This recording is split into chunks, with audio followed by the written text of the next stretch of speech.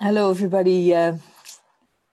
Good morning, afternoon, and evening. I think we're about to start. I saw that the crucial vote count of 45 has been passed, so we can actually move to start this quite exciting webinar.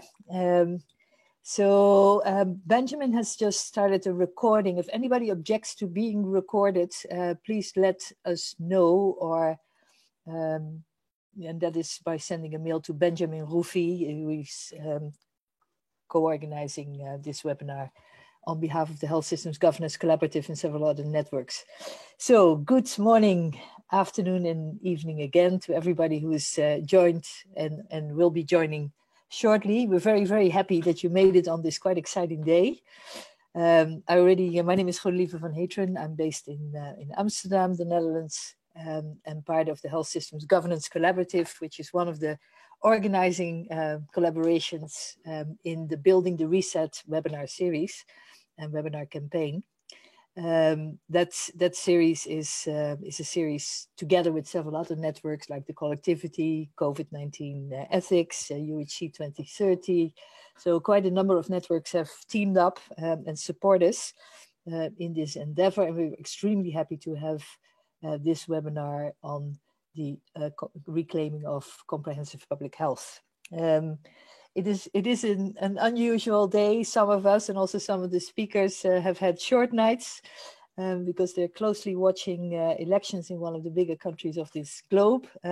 We all follow it, of course, with great interest because of the effects that some politics have on others. But anyway, we're not going to discuss that in detail, although I'm very tempted being married to an American, so I cannot help myself here. But we will talk really about a topic that is extremely vital. We've all been experiencing over the last couple of months or last year, the pandemonia of our current pandemics plus the politics attached to it. In that context, I think a lot of things have been unearthed, old tendencies and issues that have been there for a long time, but have now come to the surface and all together for everybody to see. So one of these issues is the lack of comprehensiveness of public health response. And maybe today will throw a lot of different light on this topic. We have an absolutely fantastic lineup of speakers that are all linked to an article that came out 2 months ago now, called Reclaiming, I'll just show you the title, Reclaiming Comprehensive Public Health, which basically is in BMJ Global. It is free access online for people who have not seen it. And most of the speakers today, or all of the speakers today, are actually authors of this article. And the process of making this article was in itself quite a fantastic mobilization of people from around the world. So we're very, very happy that from these various corners of the globe, we have people present now. And I will introduce them one by one and also introduce the main presenter and the chief author of this article, René Leunssen, in a minute. But before we go there, I want to give Benjamin Rufi the floor for a minute. He is actually the operating director of the Health Systems Governance Collaborative based in Geneva. And Benjamin, very happy that you are also willing to host this webinar. And could you maybe say a few words of welcome and also tell maybe a little bit more about this Building the Reset campaign? Thank you, Godelieve, and welcome to everyone. It's so great to be back on that series after a bit of a long summer break.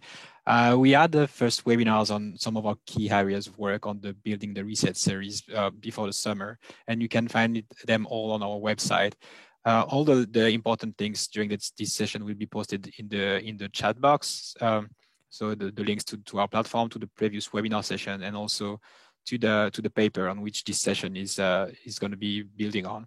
So welcome to everybody. If you have questions, you can post them in the chat box or in the Q&A, or you can also raise your hand, which is even better because we want to hear from you.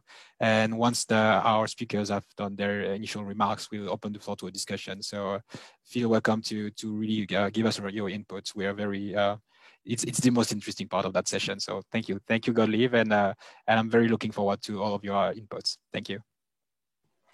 Thanks, Ben. Well, for people who have been present in our prior or previous webinars, these are very much conversations. So we keep the interventions short so that there's ample time for discussion.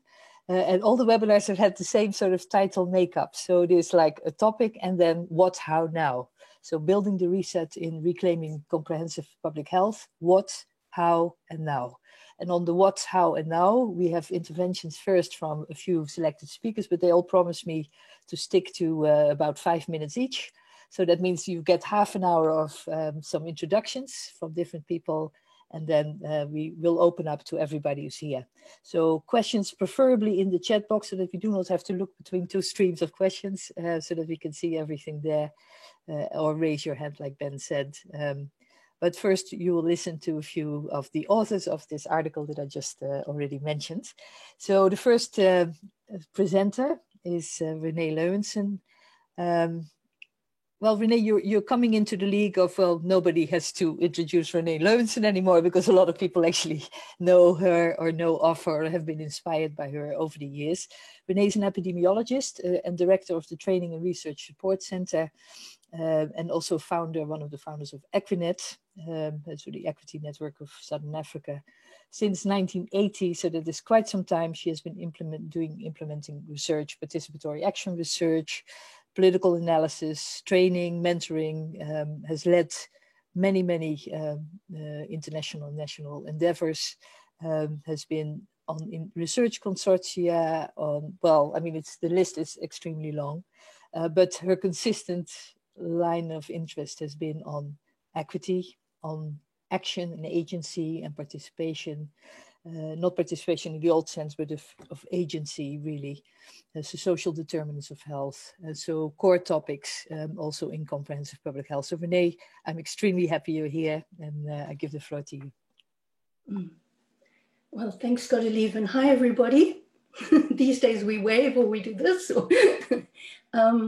So thanks a lot for this opportunity. And as you mentioned, this collective, and I need to acknowledge the Shapes Group in Health System Global and Equinet and the other consortia that we work within, for bringing these ideas together and allowing us to kind of share our concerns and our thoughts around these issues. And we came together around this issue of reclaiming public health because of our concern and what we saw happening in the response to COVID. But actually, it's not a new issue. I think some of us who have watched what's happening in our health systems have become concerned about, are we really practicing the kind of public health that we think public health is about, that we saw in comprehensive primary health care, or that we've seen as essential to deal with some of the global challenges we're facing. So, and I need to say that I recognize that when we look at this issue, we look at it with different lenses. We use different languages. We're in different contexts. So we're really interested to hear ideas that are coming. So we're not sort of forcing a polemic, but we're also thinking about how we understand public health in different parts of the world and in different contexts. But I do need to say that when we talk about public health, we need to recognize that it's the science and the art of preventing disease, prolonging life, and promoting health through the organized efforts of society. So that means it's not just about controlling disease or about the absence of disease. It's about health and well-being. It's about promoting health. It's not just about the physical or biological factors that lead to ill health. It's about all the determinants. And now we see those determinants not just in our living and working conditions, but in global conditions as well, and commercial conditions that are affecting us. And it's not just about the things that happen to us. It's about us as subjects of our world, as people who produce change within our world. So public health has got quite a wide terrain. Having said that, biosecurity has a much more narrow focus. It's about the control of the spread of harmful organisms in humans, animals, or plants to minimize the risk of transmission of disease. And I make these two definitions because I want to say that one take-home message from today that I hope you will have is that biosecurity is not equivalent to public health. and that we need to keep an understanding in professionals, in the public, of what public health is about, and not let moments like COVID reframe the public mindset on public health. And why I say that is because COVID is indeed a global challenge that's really pointing a light to the way we're understanding public health and responding to public health, but it foretells how we may respond to other challenges that are coming up in the future, like climate, biodiversity losses, energy, water, et cetera, et cetera. So what does it imply when we take a biosecurity-focused, authoritarian, over-centralized response to these kind of challenges? What are the deficits for public health that happen when we do that? Having said that, I need to say that we're not discounting that the central level plays a role. It does. And we need the central level for universality, for equity, for organization of resources, etc. And we also recognize that there are some situations in public health where individual rights are limited by collective interest. However, doing that needs to be done in line with ethical principles. So we already have principles like the Syracuse principles that say that when you limit individual rights in the interest of public health, you have to do it in ways that are clear, legitimate, proportionate, scientifically based, developed with community participation, well-targeted through the least restrictive but most effective alternative, and based on the precautionary principle. They should be of limited duration, they should be subject to review, and they should be applied in ways that respect human dignity. So I think it has caused concern that we see some ways in which the response to COVID hasn't taken on board those principles. And I'm not going to go into detail because I think some of the forthcoming speakers, the other speakers, will talk a bit more about it. But I think we see it in the shift away from health to executives, in the use of war narratives, in the use of militaries to enforce population responses, in not taking local knowledge into account, in not communicating adequately with people in the processes.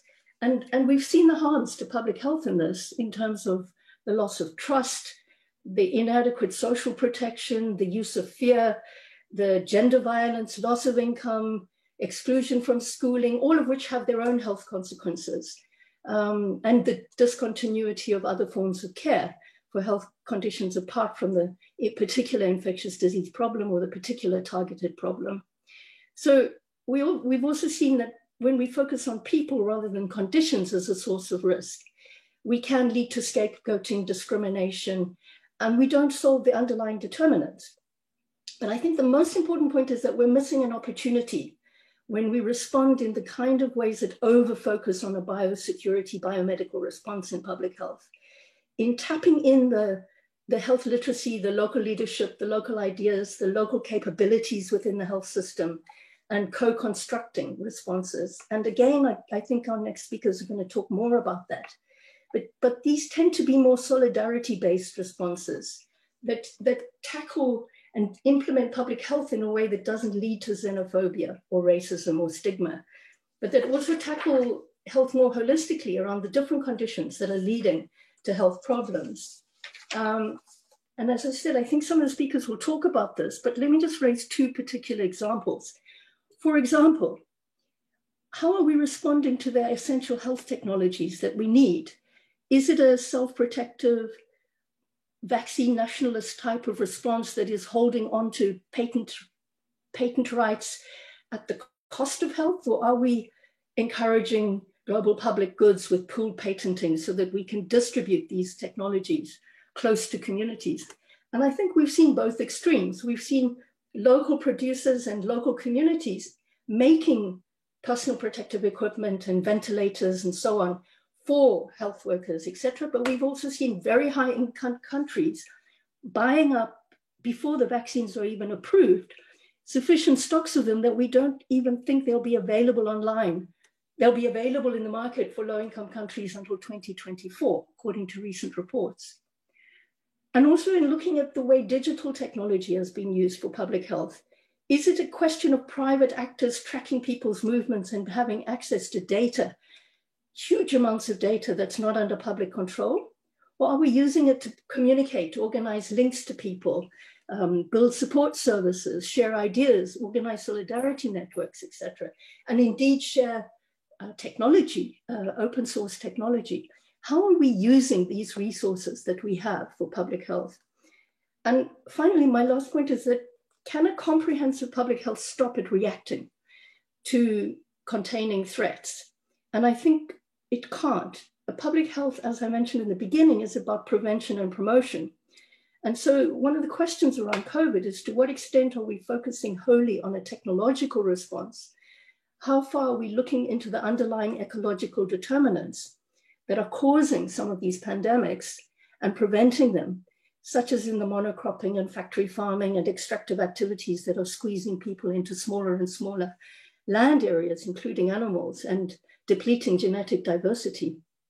And I know you've talked about this in previous reset forums on planetary health, which is the big challenge that we're also having to address.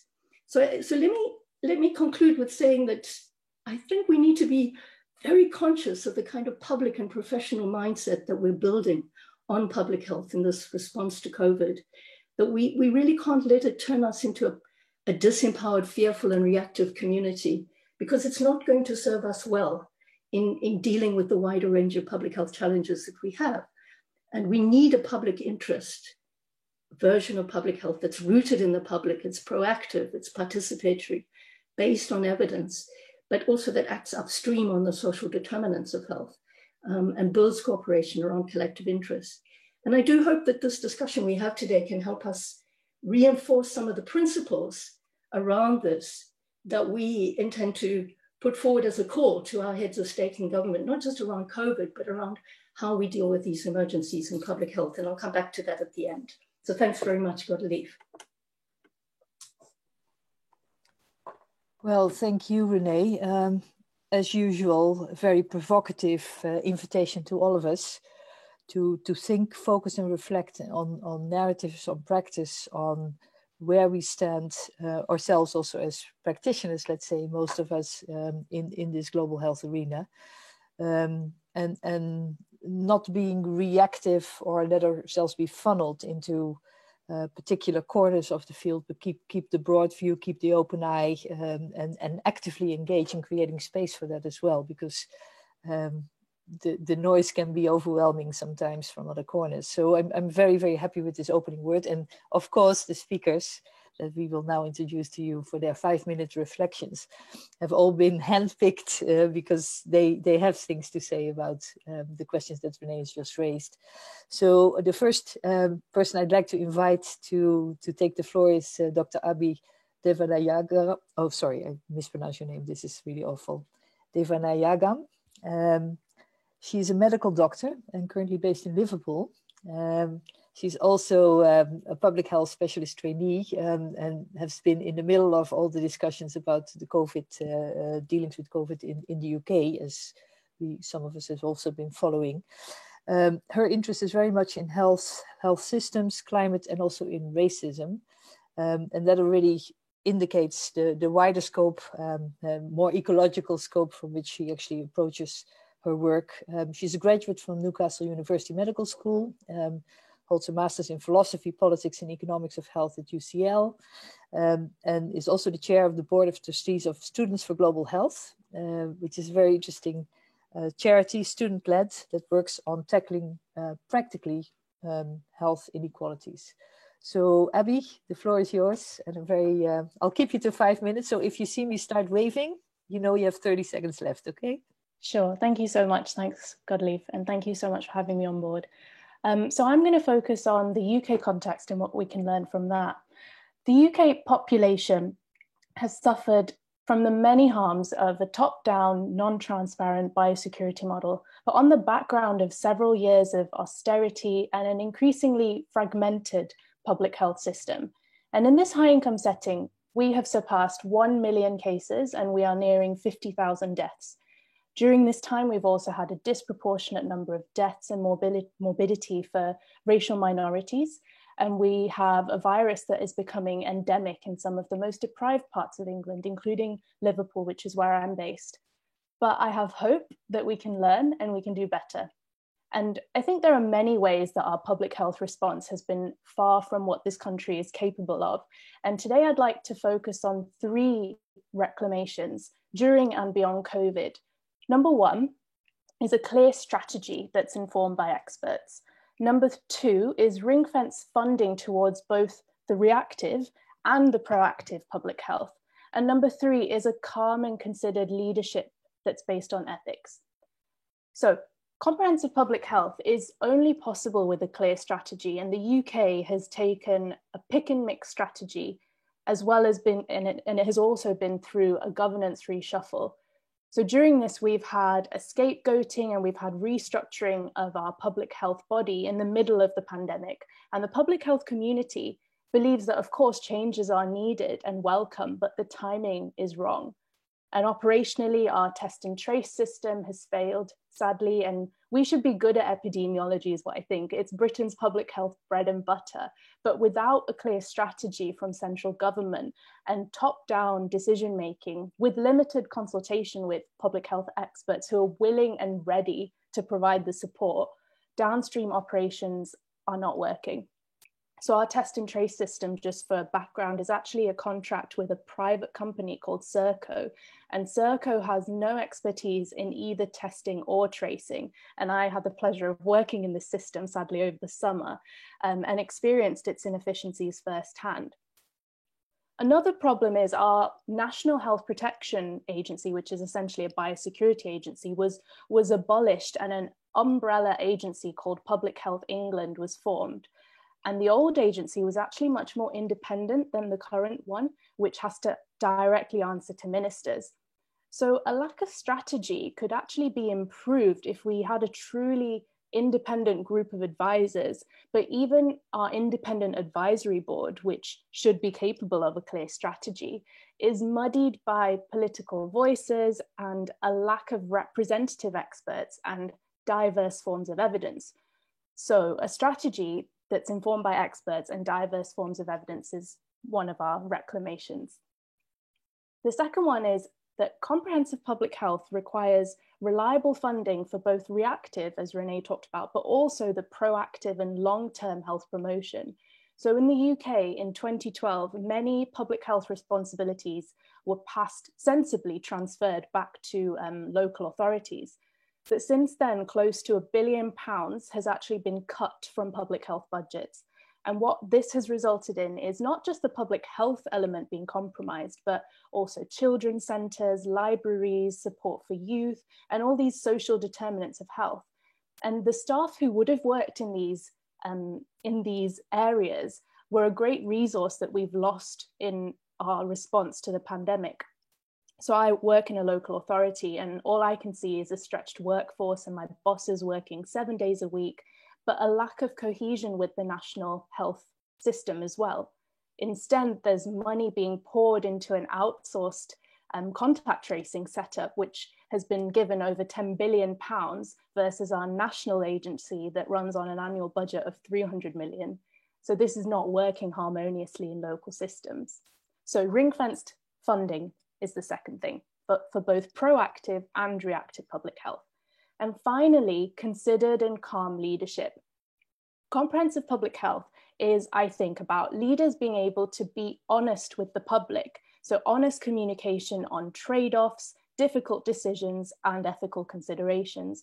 But sadly, we've had unclear public health messaging, even with some of our leaders not following guidance themselves. So comprehensive public health is about accepting mistakes, communicating this with decency to the public, and only this will restore and build public health trust. So moving forward, comprehensive public health is a clear strategy, ring-fence funding for both reactive and proactive public health, and considered leadership for people. And the UK is a great example of public health turning into biosecurity. And moving forward, comprehensive public health, I think, for the UK is about rebuilding a lot of these fragmented infrastructures of our health system and also rebuilding trust in our communities now. Thank you very much. Now, Abby, I didn't even have to wave ultra-disciplined, but fantastic remarks. And also your 3 points are very much interrelated. because I think you can come to calm leadership once you have these other things in order. And so I'm very happy with the very clear points you made. I would love to hear more also in the discussions about what you mean by reactive public health strategies, and the proactive, what substantively they would amount to. But I think we can come to that when we talk some further. So thank you very much for these opening shots. I think they're very, very pertinent to our discussion. I would love to move now to Atib Ahmed Pari, who actually, it's evening now, Atib, where you are, or late afternoon. He talks to us from Dhaka, Bangladesh. We're very happy that he is there. Atib is a fellow at the Center of Excellence for Gender, Sexual and Reproductive Health. Sorry, at the BRAC James GP Grant School of Public Health, so Dhaka. Has a master's in public health also from BRAC. Is country director in Bangladesh of the STAR Scholars Network that envisage advanced global health social mobility through research and advocacy. And he works very much in the area of gender, intersectionality, social reproductive health and rights, and on health systems, health policies. And I'm very, very curious, Atib, what you have to add to our conversation. So over to you, 5 minutes. Thank you, Godelieve. Respected dignitaries, dear colleagues and the audience joining us from across the world. Hello and good morning to good evening, depending on where you're based. Today, I will basically talk about the exacerbated inequalities due to stringent public health measures being exercised in response to COVID-19. I'll try to elucidate the community perspectives, as Godelieve mentioned, from informal settlements of Bangladesh and India. So let me quickly begin with the lockdown, a very popular term since the advent of COVID-19. Lockdown is basically an example of the dominant global policy reaction to the COVID-19 pandemic. It includes the observance of physical distance and alienation in the sense of widespread general suspension of natural human mobility and economic activity. This, what I call is a dominant policy approach, was determined by a predominantly epidemiological interpretation of the issue. This is not unexpected, as the medical profession has been at the front line of government's advice on the subject of epidemics and outbreaks, and social determinants have largely been ignored thus far. Lockdown or lockout or shutout, a stringent measure, a massively tight response measure for COVID-19 has been adopted by most nations. Governments encourage people to stay at home, stop non-essential travel, close down non-essential stores, shut down educational facilities, prohibit public meetings, and so on. Assumed to minimize accelerated dissemination, it impacts mental health and raises suicide rates, particularly when social dimensions of the crisis are basically neglected. In Bangladesh, for instance, a lockdown has been enforced since March. Since then, almost all children and teenagers in Bangladesh have been faced with long-term physical alienation from their families, peers, teachers, and other cultural networks. Due to loneliness, adults underwent adverse physiological symptoms such as frustration, uncertainty, and post-traumatic depression. A rapid study conducted by the school, which I am based in, BRAC James C. Grant School of Public Health, reported that alienation triggered by social isolation raised the risk of depression and anxiety in adults.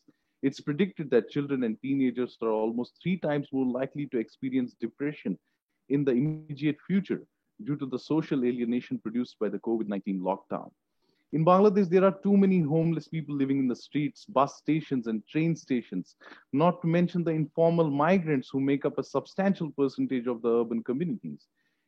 In the latest lockdown scenario, these floating populations have been unable to manage the minimum sum of their basic needs. They became lost and helpless, and raising the risk of opioid use, violence, and mental illnesses.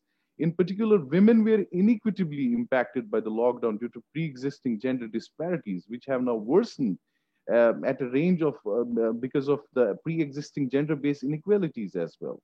These include access to resources, access to information, coping capacities, and socioeconomic impacts.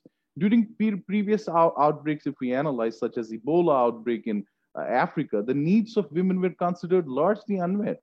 They became less likely to practice their individual agency in the planning, policy development, and general decision making, and enforcing a stringent measure sort of compounds the issue. And hey, What's with the capital for SRHR? Resources for sexual reproductive health have been used to respond to diseases and to enforce strict interventions, such as the introduction of strong forces in the vicinities, leading to an increase in the maternal mortality. Basically, the current condition of COVID-19, in particularly the lockdown and other associated stringency measures, have increased the women's care, household, and childbearing duties. There are some other features of this global situation, the most important of which is the collapse of supply chains.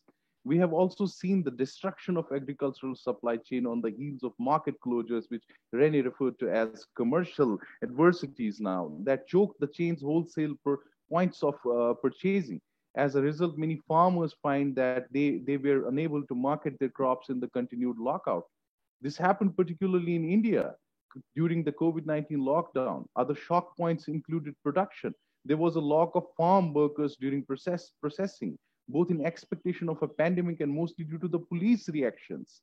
While there are features of the retail chain that are specific to agriculture, it's not hard to imagine other supply processes being damaged in the same way as in the manufacturing sector. That has been a death shot for smaller companies lacking access to capital to tide them over. Surprisingly, on average, 43% of the agricultural workforce in developing countries, including India and Bangladesh, are women. This has also resulted in the limited global food supply as countries are focusing on domestic production, thereby putting women on economic disadvantages. This is supposedly said to lead to a reduction of $160 trillion in global economy. Returning to informal settlements, the effect of the shutdown or the massively stringent measures has affected social and economic life and networks in the slums. Local myths combined with dominant, terrible, and extreme strict reactions, along with fears of death from coronavirus infection, have led to stigma and prejudice against those who are considered to be the carriers of the virus. Everyday life in overcrowded spaces, waiting in the limbo, being on the verge of heightened mental and emotional tension and more friction between the families are driving these communities to a breaking point with little hope inside. A few months ago, The Economist magazine called the response of Indian government to the COVID-19 crisis as one of the most stringent in the globe. It included a ban on all domestic and overseas travel, including a full closure on public transit services, something that no other government has achieved. 4 months back, 4 months later, India ranks among the top in the world in the number of COVID-19 countries, right behind the US. Regular new cases begin to rise rapidly. The official death count is low at around 2.5% of the reported cases, but just around 75% of the fatalities are formally recorded in India, an issue exacerbated by the lack of testing in the case of COVID-19 deaths. If we look at the budgetary relief for Indian civilians before and after the initial enforcement of the stringent measure, public funding in COVID-19 research and treatment centers or federal aid to the state government seeking to handle local COVID-19 outbreaks, the reaction of the Indian government has been among the least charitable in the world. This inability to make effective use of macroeconomic policy instruments in the event of crisis exacerbated by long-term failure of internal provisioning in India. Successive Indian governments have neglected to invest effectively in public services that could guarantee Indians' ability to fulfill their basic health, food security, water and sanitation needs, all of which have become more vital in the midst of COVID-19 crisis. In short, COVID-19 has stimulated an exceptional mobilization of response. However, it also offers an opportunity to learn, reflect, and develop an appropriate form of public health for the 21st century, confronting numerous challenges, including potential pandemics, environment, food, electricity, insecure jobs, and increasing social justice, violence, and other risks. In the same way as there has been a historic tendency towards bureaucratic, oppressive biosecurity responses, campaigns towards a comprehensive, social determinant, participatory, and justice-driven public health have also been questioned in various regions and countries and internationally. As we discussed in our commentary that the title of which God Leave has shown you, we need to adapt approaches to reclaiming the paradigm of public health. Thank you so much. Thanks a lot, Atiq. And I think the short umbrella term over your talk is how a lockdown is a lockout. Because basically you've talked about all the mechanisms through the measures that were actually coming in people were sidelined, overridden, etc. And what kind of deeper effects this has, inevitable gender effects as well, in terms of who is actually suffering the most, effects on the wider economy, the wider sustaining economy for people. So it is a huge arena that you touch on. And also bring it back then to, we need to reclaim the thinking, not only to think about it, but also actually the practices. How can we actually counter this? And this refers to some of the questions that I already see come up in the chat box. We have to move beyond the rhetoric, all of us, because it's nice to reiterate some of these awarenesses, which is of course the first step. But then the second step should be, how do we practically move beyond nice language to countering this? And the paper offers a lot of suggestions, but I think in our discussion we will move to that quickly. So thanks again, Ateeb. I think this is important. And the plot is thickening, because we will now have Leslie London, Professor of Public Health in the School of Public Health and Family Medicine at the University of Cape Town.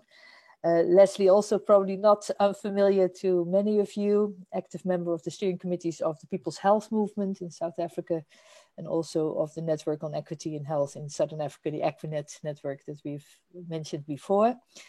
He has led the 20 years program in human rights and public health, is very much focused on that, right to health, community agency, environmental health and environmental justice. So from that rich experience, Leslie, I'm very happy to give you the floor for the third intervention. So go ahead. Okay, thanks Godlieve, and thanks everyone. It's great to be able to share this. I'm speaking from the perspective of a middle income country, South Africa, which I think echoes many of the things Ateeb has said and also René's touched on. So people will know that South Africa initially pursued a very hard lockdown, which, while reinforced by security measures, was generally accepted in our society as welcomed and necessary. But as time evolved, we saw resistance to the way COVID was being managed, driven by three perspectives or experiences. So firstly, we had the use of coercive force, disproportionate to need, and the use of security forces who were not ameliorating the conditions created by lockdown, but rigidly enforcing conditions that were really unenforceable. So instead of soldiers assisting in food distribution in areas where poverty was high, we saw soldiers arresting people, or worse still, shooting offenders, including the notorious case of Alexander Mann drinking a beer in his backyard behind his fence. At the same time as that was unfolding, we saw an increasing desperation of poor people who were unable to access the resources they needed to live as a result of the lockdown, and that meant that many of these measures simply became unimplementable, as Ateeb has sort of described in a different context. But at the same time, we had this very interesting chorus from business and neoliberal interests that the economy was being damaged more by lockdown than it would be by COVID mortality and morbidity. So we had this amazing phenomenon where never before we had people who had previously benefited from an unequal distribution of societal resources presented themselves as the friends of the poor and the marginalized, claiming to speak for them in wanting to open up the economy. Of course, what they wanted was simply a return to the inequitable society before COVID, business literally as usual. But in all this, a key experience in South Africa was a very strong and diverse civil society response, which was both able to hold the state accountable, but also support self-organizing in networks of social solidarity within communities to empower from the bottom up. So within a few days of the announcement of the national state of disaster, a national C19 People's Coalition emerged with multiple cross-sector work groups, multiple CSOs, CBOs, and there was also a work group on health, which intervened at national and local level in support of pro-poor policies and actions. So, for example, defending the rights of community health workers, monitoring and publicizing PPE stockouts, advocacy against corruption in PPE tenders, producing popular media and information for communities who were normally out of reach of official information, and allying with those in the social services sector to protect social welfare benefits that were under threat. But at the same time, we had community-based health committees who, without any substantive state support, took up community education and action to improve people's access to services. And also there was a unique initiative which involved the appearance of grassroots spontaneous networks of neighborhood solidarity, which coalesced into community action networks, or CANs as they came to be known, which provided local support in communities and which also significantly twinned CANs in middle-class neighborhoods with those in impoverished and poor neighborhoods, resource-poor neighborhoods. In other words, sharing resources across community. So this conscious effort to build trust based on grassroots solidarity and participation by those who were most affected stood in quite deep contrast to the war rooms, the control councils, the gold and silver commands that emerged in the official language and in the official conceptualization of how the authorities should respond to COVID. And while there were some isolated efforts made to harness this community agency, by and large, our health system hugely missed the opportunity to partner with civil society on this.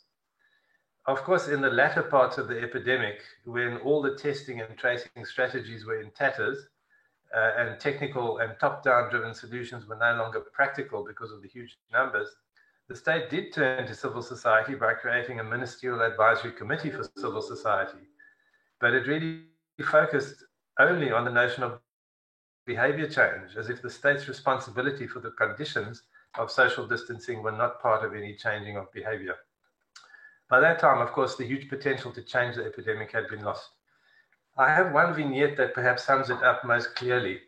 A community artist who had been mobilized through one of the People's Health Movement networks in Cape Town had offered to paint a number of open-air murals on big public spaces with COVID-19 safety messages in the largest township in Cape Town, just at the start of the hard lockdown. But the response from the authorities was that simply they had more important things to do. Did he not know there was an epidemic? He should rather come back with his request when they had sorted it out. And this squandered opportunity was repeated throughout when community action was ignored or patronized, and it really represented a lost chance to build a future health system that's more responsive and comprehensive in its approach to UHC. So I believe the message of this experience is that harnessing strong civil society action and community agency can build a health system based on participation, social equity, reinforcement of social empowerment, social cohesion, and solidarity. And that's the message of our paper. And I'd be glad to take any questions afterwards. Thanks. Absolutely brilliant, Leslie. Thanks very much. Because for me, it also, in this image, it encapsulates your whole story. So the war rooms on the one side, and this civic mobilization through artists and others on the other side, and not the connection somehow being lost. And I think there are questions coming up already, I see in the chat and in the Q&A, which are really also to do with who is acting and how are the connections being played out, and how come that some of these things do not happen? How come your artist does not get the full space for what is obviously, a very positive contribution to public health? So I think we're going to talk much more about this in our discussion, but keep the questions coming, ladies and gentlemen. We will take all of them, and prepare yourself if you want to take the floor for short interventions yourself. But before we get there, there's two more interventions that come from our invited speakers. So the first will be Eric Sariot, Sario. Je sais pas, Eric, vous êtes français? Eric is currently based in the US, and he told me he had hardly slept. He's the Save the Children's US Senior Health System Strengthening Advisor, but is moving back to Europe in the near future. So he told me that this might be his last appearance in that role. So we should wave at Eric and say thanks very much for the work you did for Save the Children. He has an MD from Paris, a PhD from Johns Hopkins, and 25 years of experience in community health, health systems research and practice, focused very much on sustainability and on systems. So Eric, from your perspective, where you stand in this early morning, the floor is yours. Thank you, Godlieve. Hello, everybody. So, colleagues have made essential points, so I don't want to repeat them. I wanted to look at this call for comprehensive public health from a very pragmatic perspective. And I started as a real doctor. So very pragmatic. How do we solve problem, and why do we need decentralized, participatory, localized innovations? And I emphasize the word innovation because much like other situations where we had a viral problem, think HIV, think Ebola, which required multi-sectoral responses and which affected all levels of society. This is a bit of what we are facing. And I'm taking two examples of the wicked problems we're facing. I mean, we've already heard, in especially in lower income countries, but not only. I mean, in the streets of Washington, D.C. and Liverpool, as we just heard, you have people facing the need to respond with social distancing or lockdown or etc. To the COVID threat. And at the same time, it's their very livelihood and food security that's threatened. I mean, one example, and you have in Nouakchott, Mauritania, the largest public market was closed because social distancing. And it was almost immediately reopened because revolution. People need to eat and they don't get to go shop at Costco or whatever. So that's one example of the creation of a wicked problem. And we have the same in other settings, and including my own family, where I saw, isolation of elderly, vulnerable people that are either sick or sometimes dying. And we create a situation where we think we're doing the best because we're containing the virus, but we're condemning people to die in solitude and anxiety. And as a health person, that is not health. That is not promoting health. So we have problems that we're not able to solve with our best solutions, and the outcomes that we're pursuing conflict into each other. So we've heard already, and I don't want to repeat, but we've heard from Brack University, and I was hearing great example from Sabina, who's a colleague of Hatib. We've had the Jason Coburn paper on slum health and all these initiatives. We've seen the movement for community lab development, kind of also generate initiatives and report them about finding these solidarity mechanisms locally. And I think we've got a whole span of passive engagement of communities, the RCC, and all the way to very active engagement. And where I think we need to keep going further is get innovations happening, stimulate innovations that we won't find here. And my colleagues at SAVE in the HIV team in the Philippines, finding new ways so that the closures and lockdown don't stop, volunteer programs and prevention, which is being threatened. So the issue is we can't imagine the solutions to these very complex context problems from the central level, from where we are. We can understand the principles, we can understand transmission, we can understand a lot of things, and we have an essential role to play in governance and in resourcing, but we can't imagine all the local solutions, and sometimes they are what is missing. On the problem of the elderly, I think Barbara Plag in Italy wrote a very significant paper about saying, we can't let this situation continue. We can't say, well, you have WhatsApp, you have FaceTime, good luck. That is not acceptable. And we're not going to find the solutions. The solutions are going to be suboptimal. Nothing is going to be perfect, but we have a role to play in working with these local contexts, a local clinic, a hospital, a hospice care center, and imagining solutions, and then being a partner in evaluating and in improving these suboptimal solutions. And there's a balance of risk, and this balance of risk requires not just good governance and good evidence generation and good, understanding of the mechanisms, but also good imagination and innovation that comes from the local level. And I really think that the principles are universal, but the constraints are local. And that's why we need this comprehensive approach, so that we recognize the agency of people. And just to conclude, I would say, if we just believe that people are going to comply with our best recommendations because we know best, we are deluding ourselves. That's hubris, that's arrogance.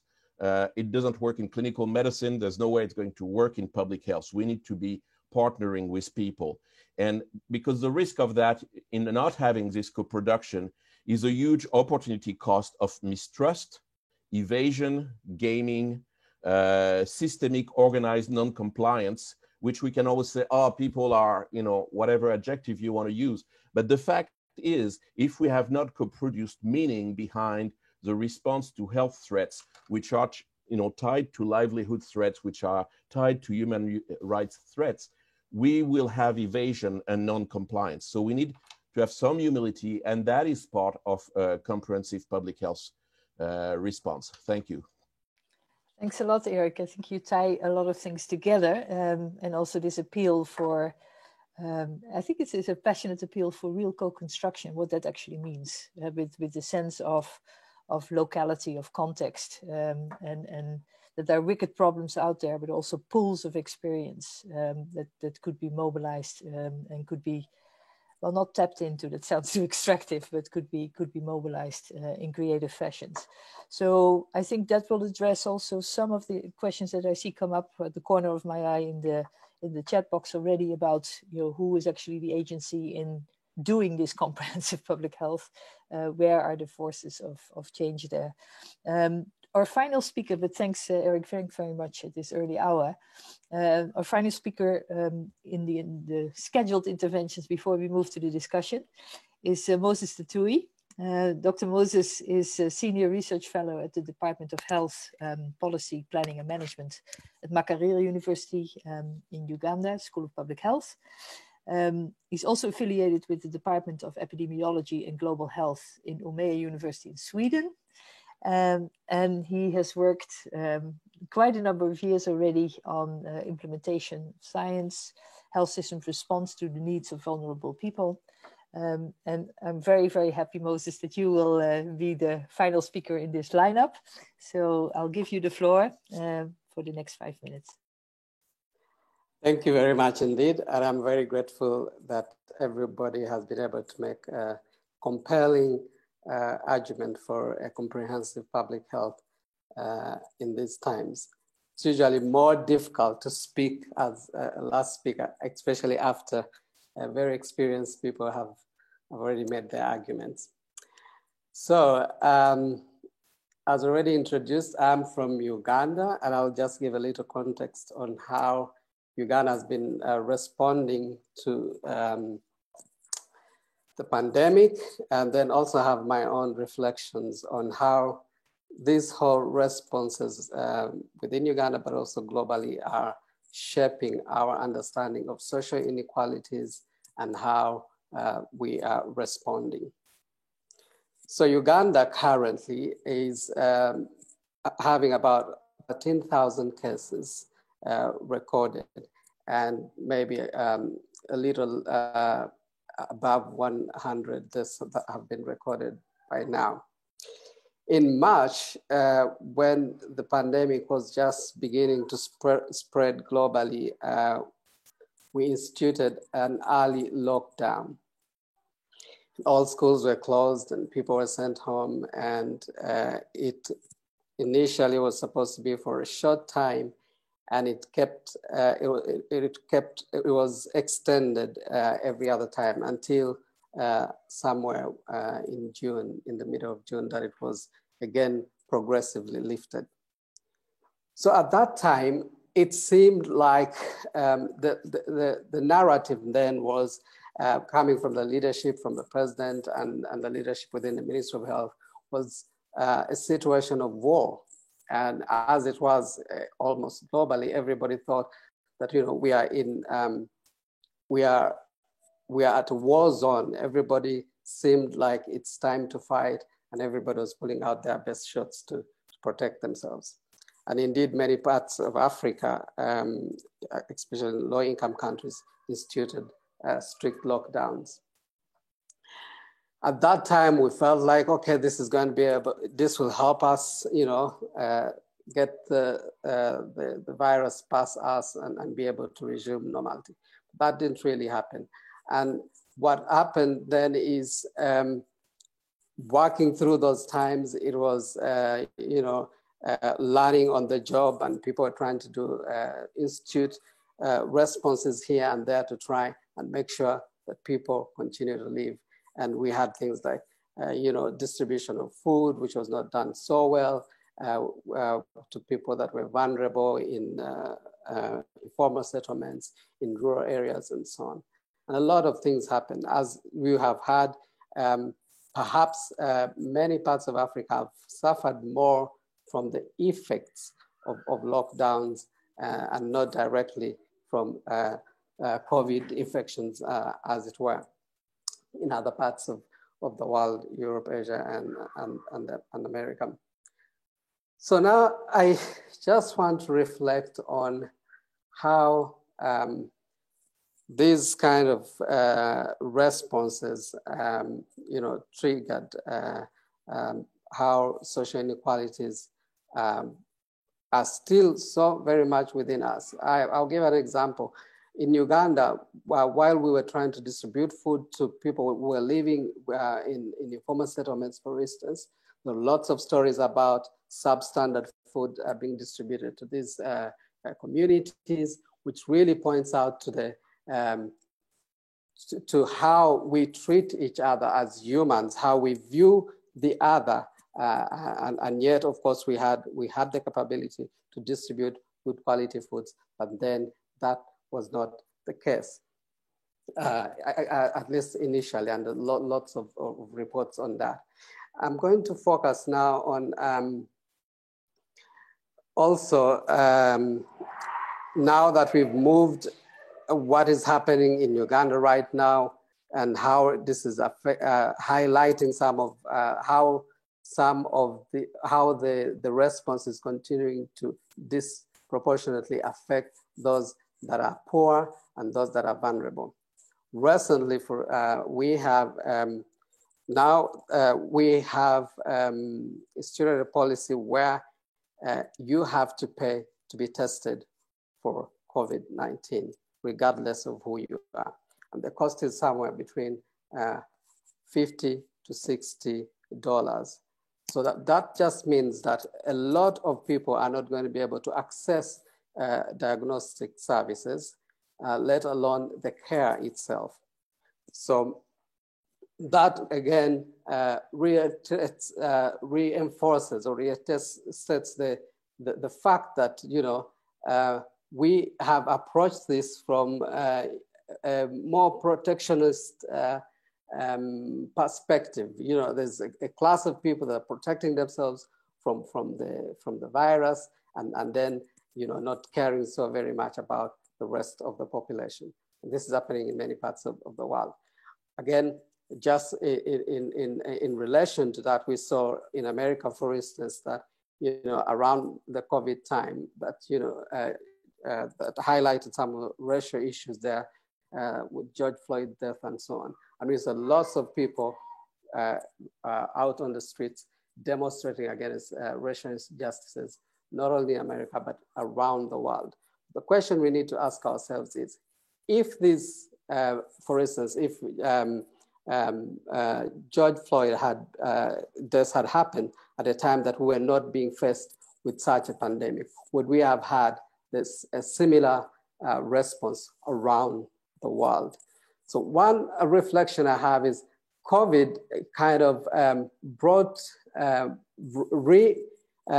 us back to the realization that we are all human, we are all faced with the same enemy, and we are all susceptible. And therefore, it's an opportunity for us to spring on and build on the advances that we've made towards reducing social inequalities. And this brings me to the last point that I want to make around vaccines. And as we know, there's been a lot of developments around vaccines, mainly led by private pharmaceutical industries around the world.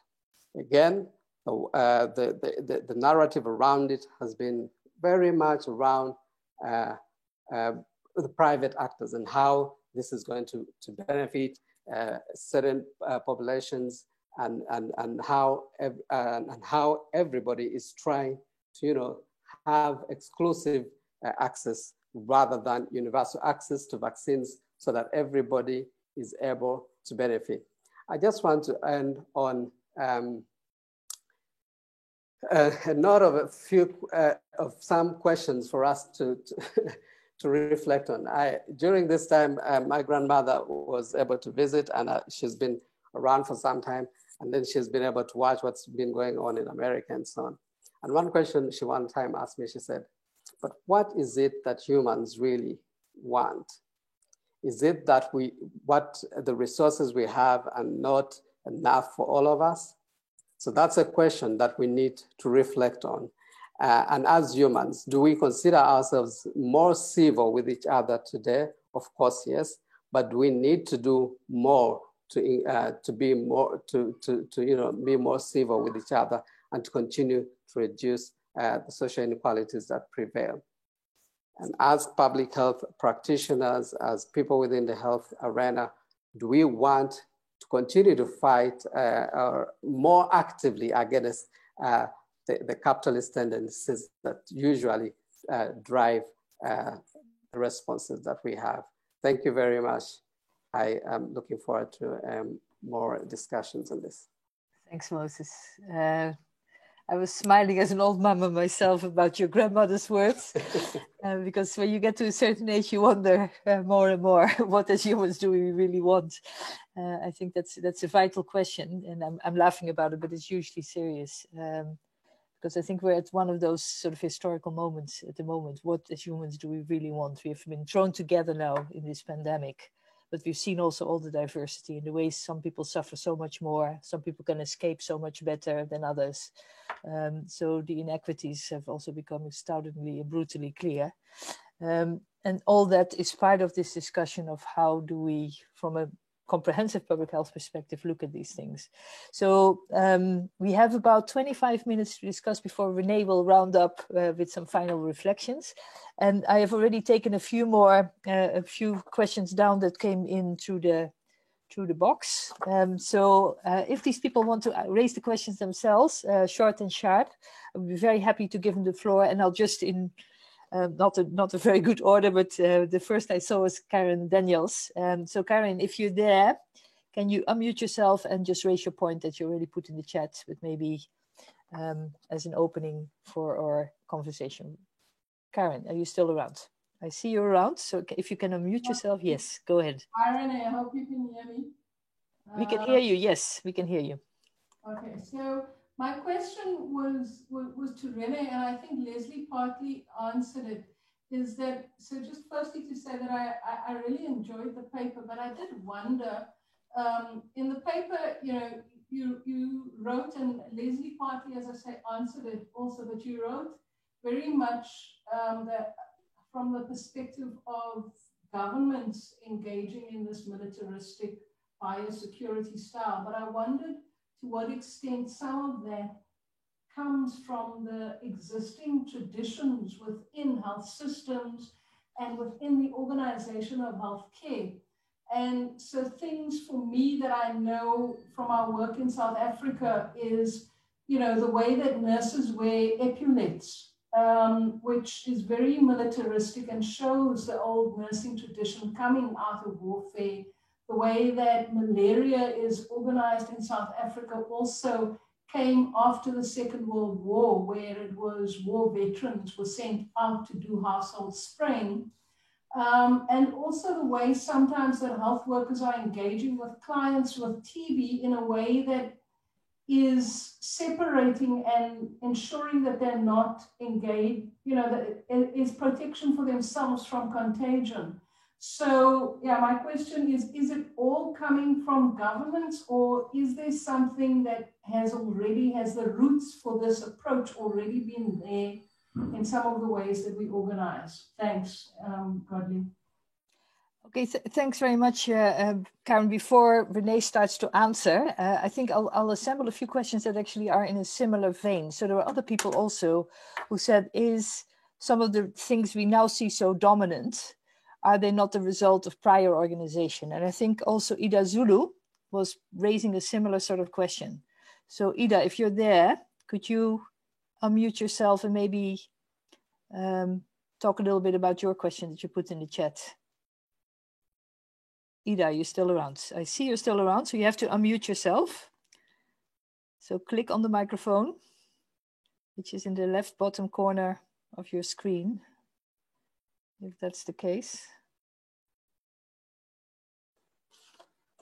Okay, Ida, if that's not possible, I think Ida also raised actually a similar sort of point. So are we facing the fact that people now go into a militarized response? Is that not a result of a kind of prior way in which health systems have been organized? I think that is a question, I think, to all of us, if we reflect on the systems that we know.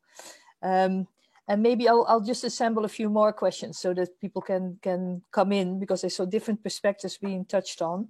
There's another group of people that actually talked a little bit about the expertise that is out there and the system that somehow fills that expertise. So maybe I can give the floor to Matthew Nielsen. Matthew, if you can take the floor, unmute yourself. Yeah, thanks very much, and thanks to all the presenters. They're hugely interesting perspective, and sorry for the background noise of children's TV programs. There's childcare going on simultaneously here. So I suppose my question was really around, we know particularly in that United Kingdom experience that there's huge specialist capacity that exists across the system. And the will is there, the knowledge is there of what to do, and something has still failed. And of course, in that presentation from Abby, I think we heard that some of the failures there are in the leadership side, some failures on the funding side and around how things are organized. But just wondering what your thoughts are on what the critical success factors are. Can we really do anything without that strong leadership support? And if so, if that's the case, what do we really need to do to be able to foster that? Because that's a tricky nut to crack around the world. So what are the success factors that you've observed in building that political support that's probably so critical? Okay, very important remark, Matthew, and I think I see a lot of people nodding of the speakers, but let's assemble a few of the reflections that people brought in so far before we start to then maybe take them one by one. So far we had the question about prior organization of health systems, we had the question about the expertise that's out there, but systems, what do they really do? I also saw a question or a remark coming in about localities and the local accountability mechanisms, local structures. So maybe Jean-Benoit Fallis, if you're still around, could you raise your point there? Jean-Benoit, I see you're still around. Yeah, that works. Sorry, I was unable to unmute myself. Yeah, so my question was simply about the sort of in-between levels of government. So we heard a lot about national level governments, but obviously we also have decentralized and devoluted authorities. And I was wondering how you see their role in reclaiming comprehensive public health, and whether the same sort of biosecurity gaze would also apply to those levels when you look at how they've reacted to the pandemic. Thank you. Okay, Jean-Benoit, thanks very much. I saw Ariel Frisangio also had from Peru. He had something comparable in the direction of local accountability mechanisms. Ariel, if you're around. Yeah. Actually, first of all, congratulations for such a very good webinar to all panelists. Actually, I have two questions. At most Latin American countries, COVID-19 response has been too hospital-centered. Also in Peru, we have learned that one size doesn't fit all. We should have not learned that, we should have known that, but unfortunately that happened. But COVID-19 also has evidenced the cruel and stark inequalities we live with, especially on social determinants of health. Access to safe water and nutrition has been crucial, and there has not been any strategy for that. As we see pandemic is going to extend, how to advance comprehensive public health commitments within this context. And a second question, quick question, is if you could draw, Abby, Renee, etc., a little bit on the importance of implementing local accountability mechanisms where communities could hold decision makers and implementers accountable on their plans and results.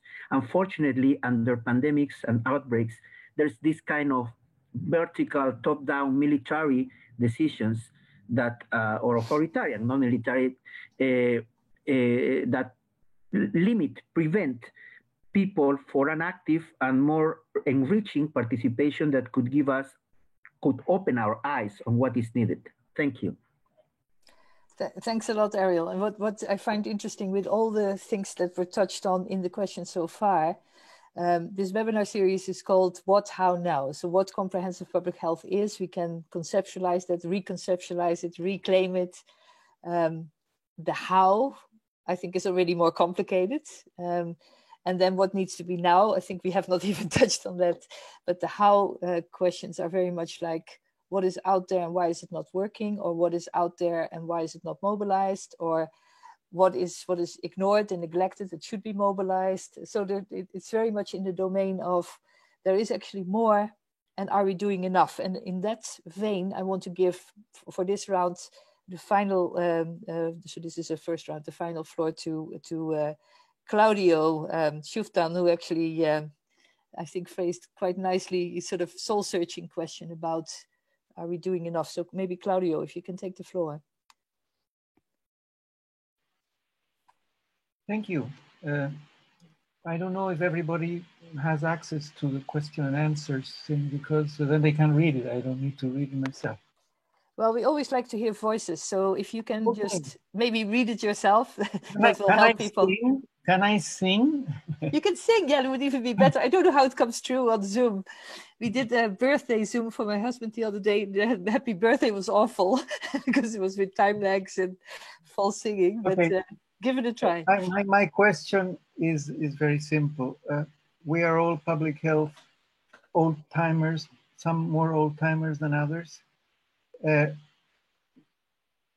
Are we all too much chained to our desks and our computer screens, neglecting using a percentage of our time to work out there where we ought to work with claim holders, for them to demand the changes that we speak and write about all the time? And I added in a brackets there, I am guilty myself.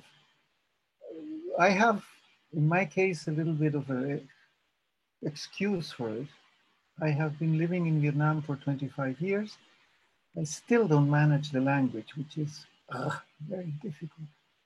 So I cannot really go and work with communities and express myself in a way that is necessary to make a difference. I did try the first 3 years that I was in this country in '95, I worked in the ministry. And I have to tell you, I came to a socialist country, work in a ministry. I thought, those guys are really committed to whatever they wanted to do in public health. I had been in Kenya before, but I found out that the bureaucracy is a bureaucracy, is a bureaucracy, is a bureaucracy. Thank you. Now I'm thinking about the last sentence, how you would sing that, but anyway, it's, I think, wise words. And it brings it also very much down to the level of our own sort of collective responsibilities, because we're all part of this story in different ways, and it is searching out at this particular moment in time how to do that best from where you stand and what you can do. So I also want, in that same vein, I would like to give the floor to, I don't know whether it's a Mr. or a Mrs. Rajasekaran Najar, who had a similar, I think, remark, which stems probably from a more experienced voice, like we have been around comprehensive public health for quite a while, and the language has been used a lot, but what are we actually doing? Raja, maybe you want to comment on that yourself? Mr. Najar or Mrs. Najar? If you're around, could you unmute? And maybe I've thank you. I have been working in public health for a long time now, but I see the same language being used for the last, after the primary healthcare conference, without any change. And now the universal healthcare agenda has taken over. the primary healthcare strategy, with the insurance lobby making the impacts. And they have taken over the UHC agenda. And this is what I want to ask the panelists. I know they have all been focusing on the COVID, the current situation, but there is something beyond COVID also. I think that's what we have to reclaim. And what is to be reclaimed is there is nothing there to be reclaimed. I think the insurance lobby, for instance, India, I mean, there's nothing to be reclaimed here. I mean, because there is a neoliberal strategy which has taken over the current public health in India. So that's what I wanted to find out from the panelists. Thank you. Okay, now Nadja, I don't let you get away with this too quickly because you raise a very important issue which I think runs through everything. There are, of course, existing structures, there are prior structures, there are power relations, there are inequities that in some cases are very brutal and have been there for a long time. So panelists can give their reflections on it, but I think all of us are in this together. So what do we do with the powers that shape our world, the powers that shape our health, the powers that shape the arena of public health, and how can we maybe also capture this slightly chaotic moment for something more positive? So if I would throw the question back at you, this question, what would you say yourself? What is doable?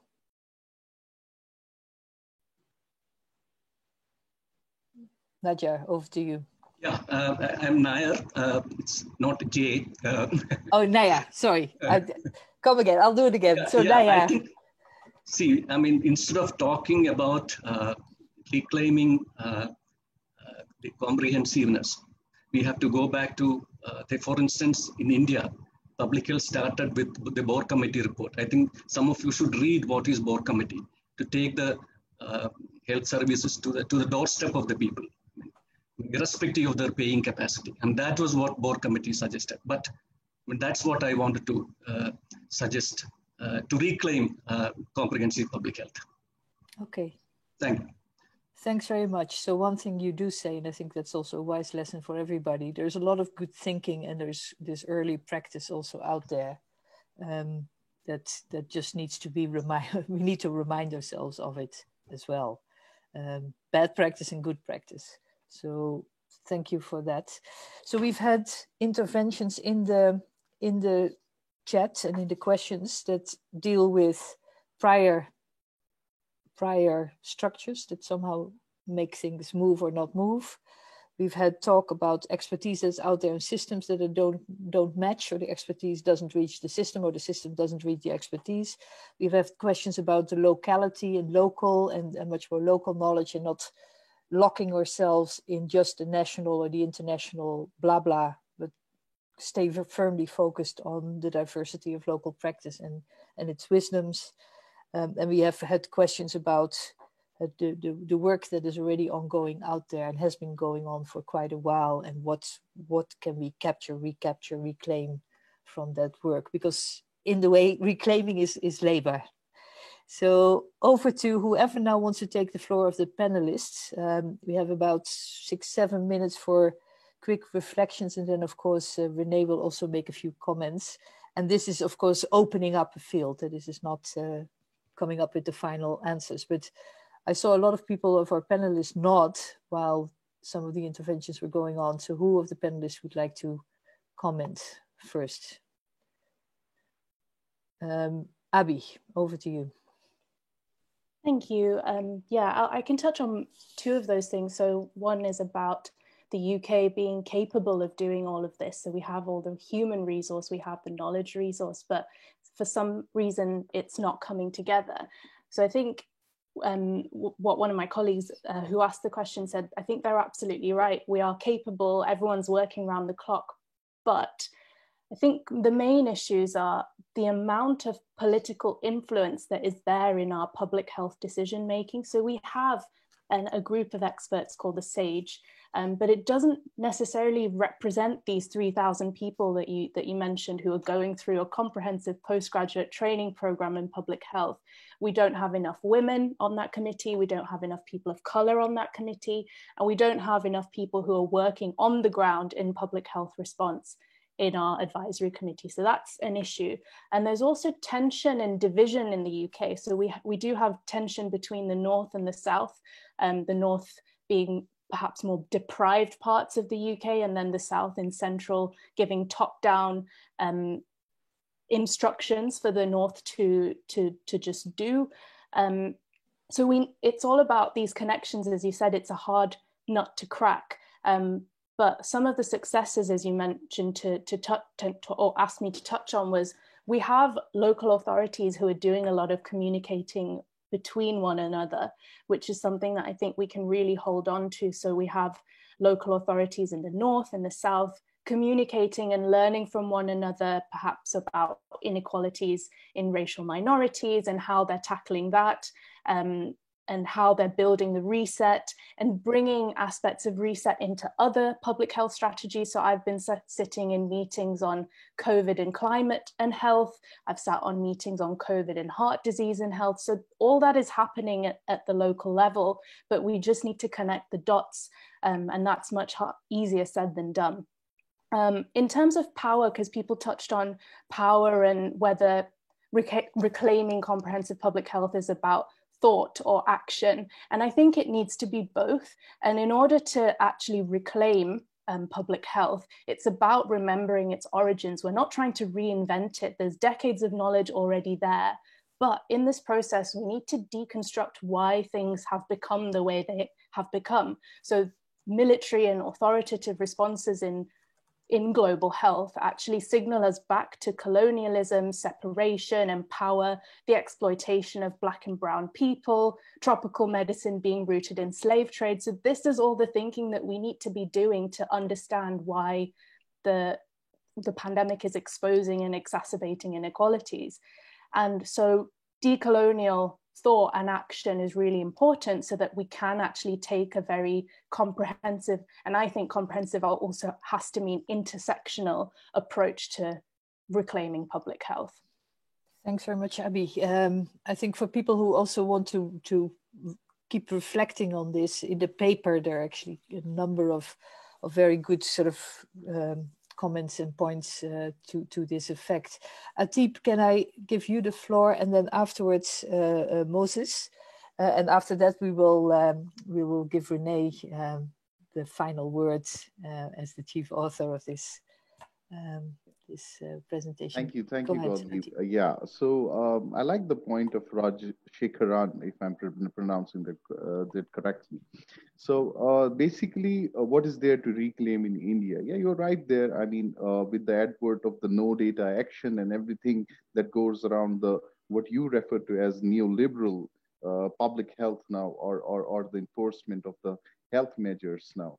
It does sort of seem to be intriguing there, but what we seek as a collective action in the government and within the communities is basically the promotion of the health literacy, so that the sort of accountability is decentralized. In Bangladesh, if you particularly look at the example of what accountability and responsiveness in informal settlements, a consortium, a global consortium, a RISE consortium, what they are doing with the communities here is they're building CBOs, community-based organizations, which are liaising with the government power holders. So just to conclude basically the discussion goes around power for, power with, and power.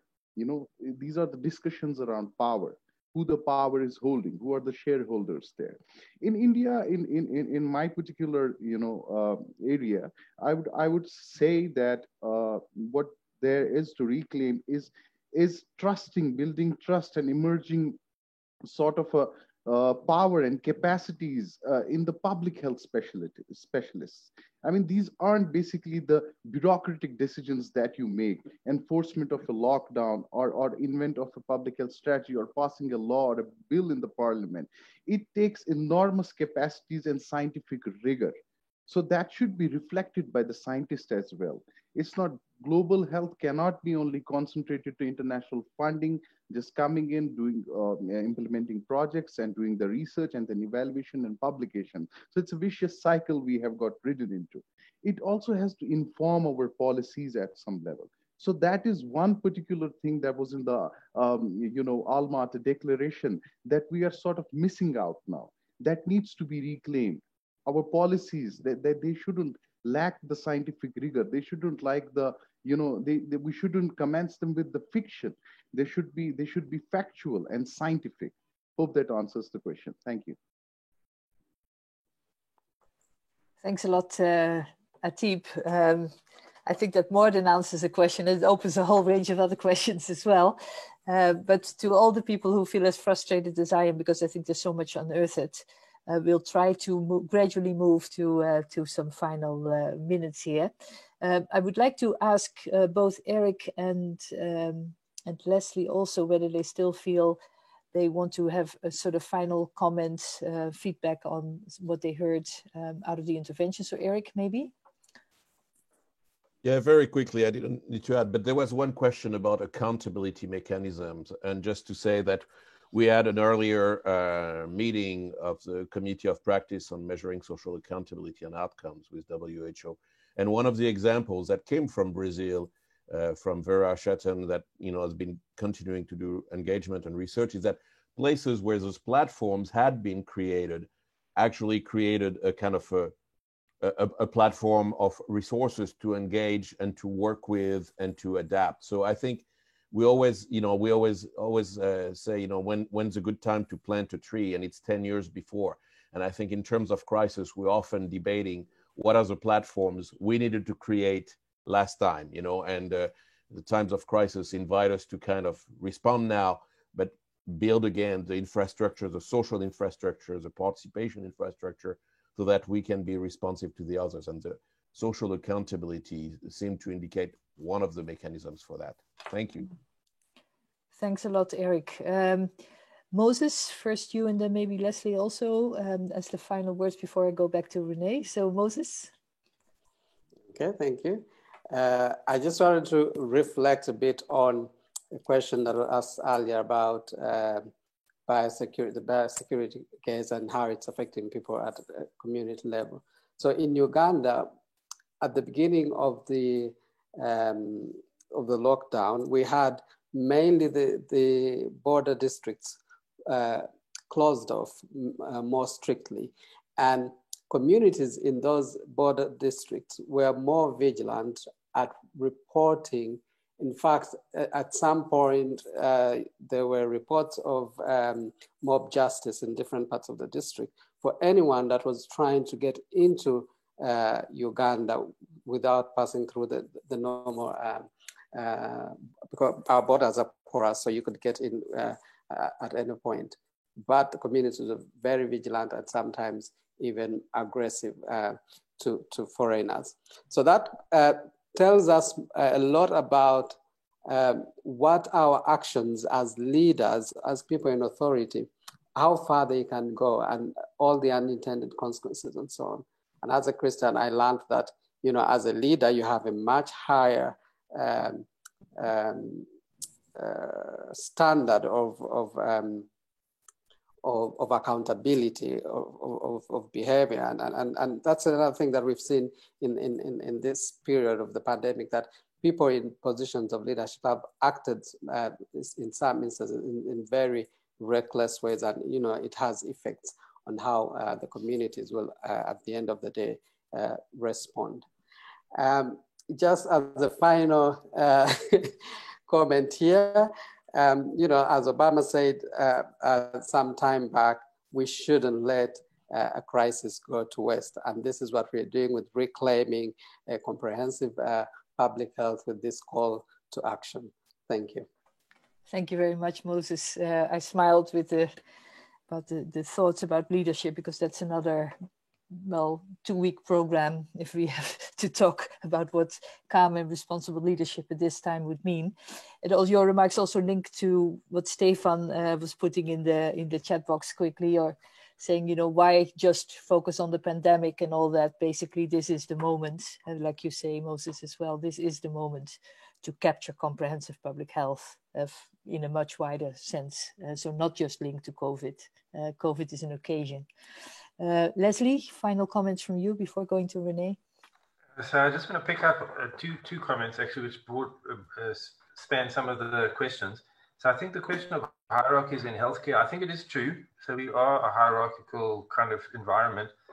And that might explain some of the reason why we have this language. But I think it's also because there are hierarchies within government. And in my experience, the health ministries or health departments are generally quite subordinate to other ministries, which are much more powerful, treasury, military, etc. And it doesn't get better at local level. So in Cape Town, we had quite strong and coercive action by the city against homeless people, relocating them to a mass shelter, completely against the wishes of the Department of Health in the local municipality. And it really reflected the political power at a local level. So I don't think we can separate it simply as an idea of culture. It's actually a product of politics, this hierarchy and the decision-making.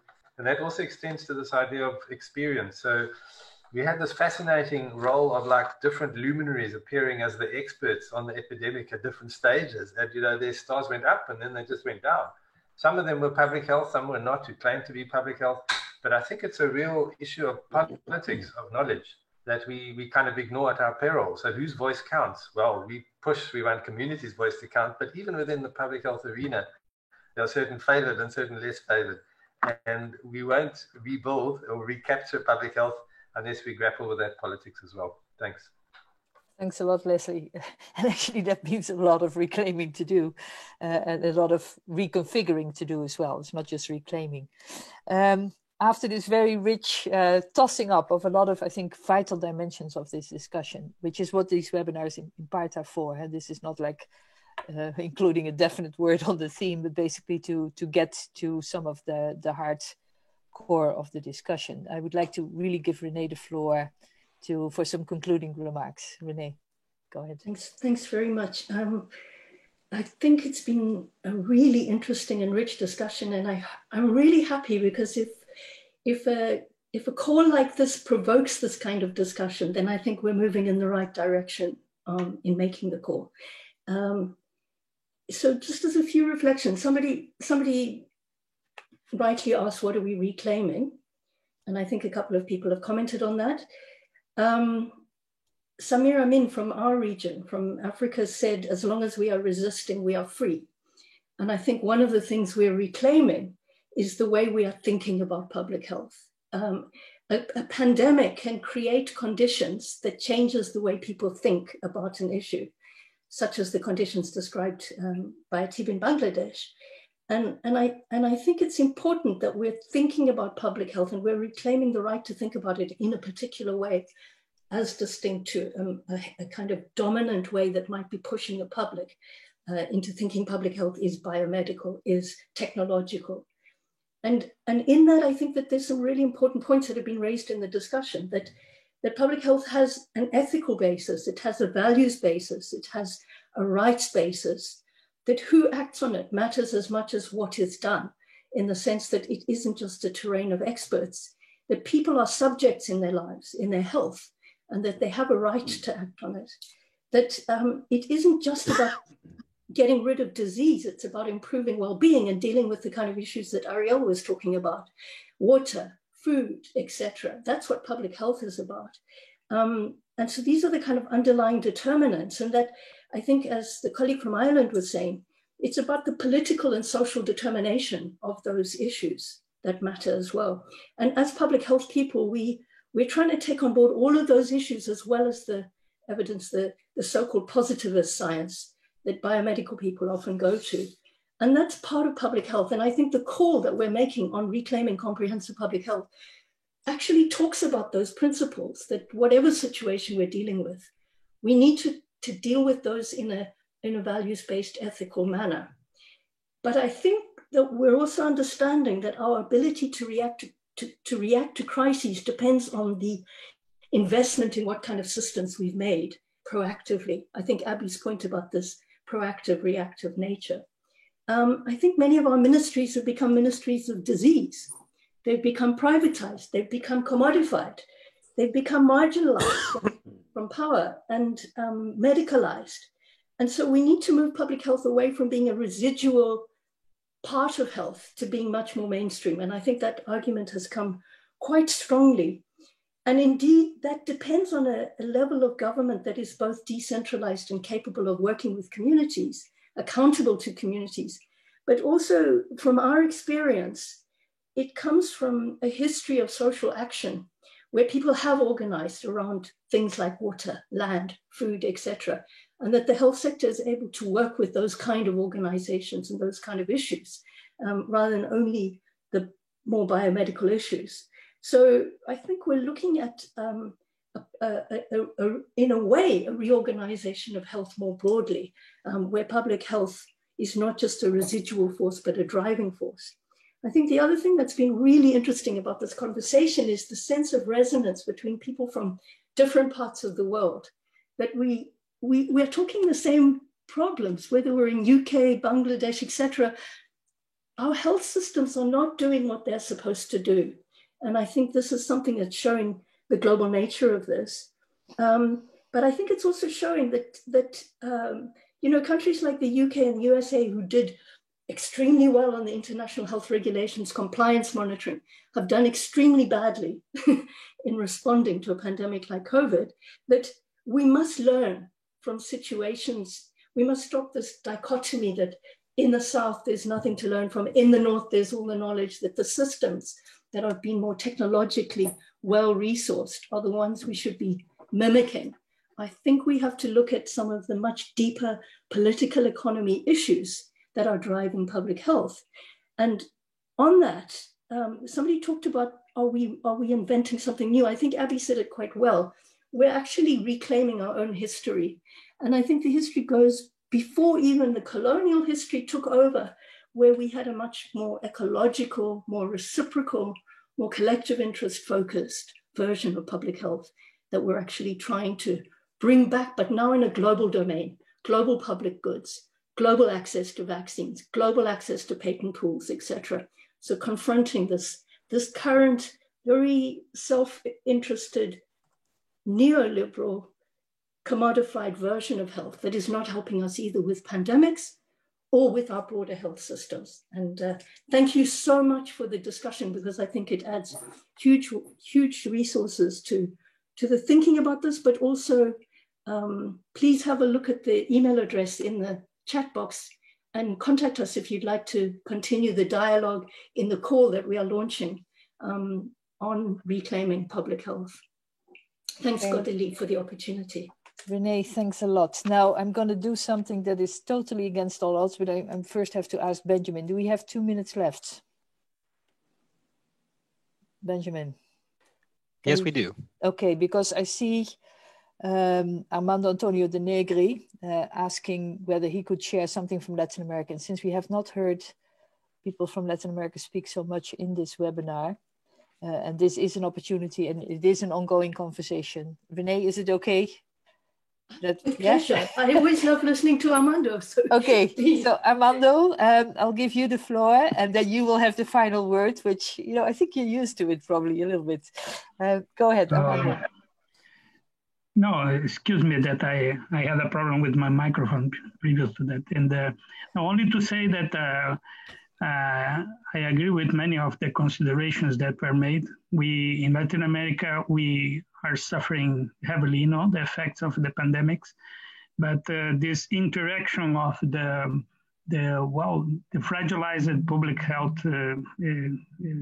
structure and policies are demanding a lot of victims, a lot of dead people, suffering people in our continent. And this is very much linked with the moment and the development of our government perspective. Happily, we are, neoliberal policies guided in most of the countries, and it's very clear the difference among countries where neoliberal policies are not dominating, in the case of Venezuela and Cuba that are facing in a different way the pandemics. But at the same time, I think most of the considerations are making to think about the way we need to be much more demanding, in the sense of the ambition to have a full social protection systems. I mean, we cannot expose people to the question to be alive, doing distancing to avoid the disease, and by other hand, to be exposed to starving, to be exposed to the absolute lack of economical condition to survive. So here we are trying to connect this debate about development policies with another kind of state able to sustain social protections in a much broader perspective. And this is the domain of democracy, and there's a radical democracy and democracy able to produce social justice. So well, obviously it will be necessary to go in detail about that in different contexts, but I'm very happy to contribute to this debate of another perspective for public health. Thank you. Okay. Great, Armando, and I think it is a nice finale after René's sort of general rounding up remarks to actually hear this. This is to all of us.